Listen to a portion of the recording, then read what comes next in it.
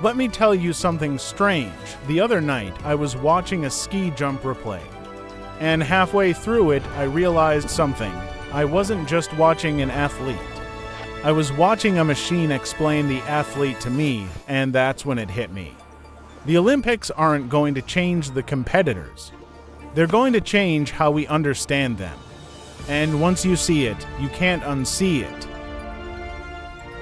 Remember how we used to argue about figure skating landings? Was that under-rotated? Did she two-foot it? Was that clean?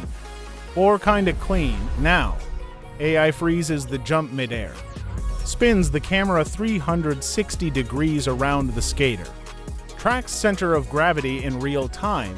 It's like ESPN hired a physics professor. Except this one works in milliseconds and never blinks. You don't guess anymore. You see the angle. You see the rotation. You see exactly why one skater wins gold and another doesn't. It's not just replay. It's machine vision. Speed skating at 60 kilometers per hour looks like a blur. But AI doesn't see blur. It sees stride frequency, corner lean angles, acceleration curves. We used to feel speed. Now we measure it. And then there are the FPV drones, AI-guided drones flying beside skiers at over 100 kilometers an hour.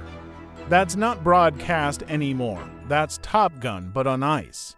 Your stomach drops in the turns, your brain thinks you're moving. You're not just watching the race, you're inside it. Now let's talk hockey, fastest team sport on ice. Puck flying, bodies crashing, crowd roaring.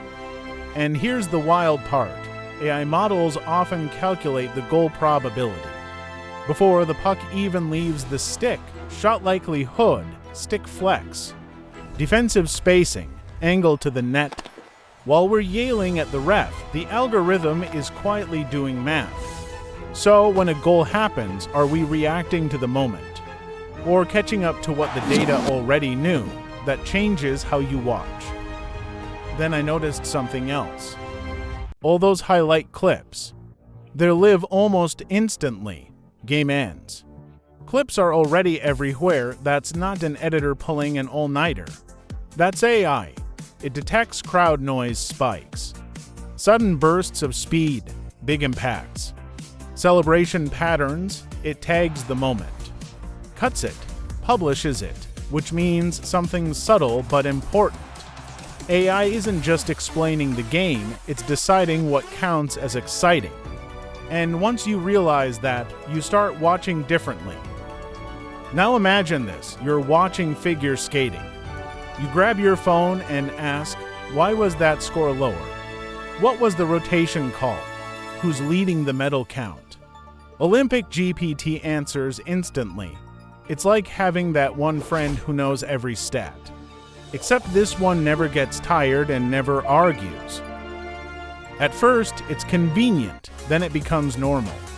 And once it's normal for sports, it becomes normal for everything. Your workouts, your recovery stats, your business data, your kids' homework. AI doesn't enter your life dramatically. It enters usefully. That's how it stays. So here's what's really happening in 2026. The athletes are still human, the effort is still real. The nerves are still there, the medals still matter.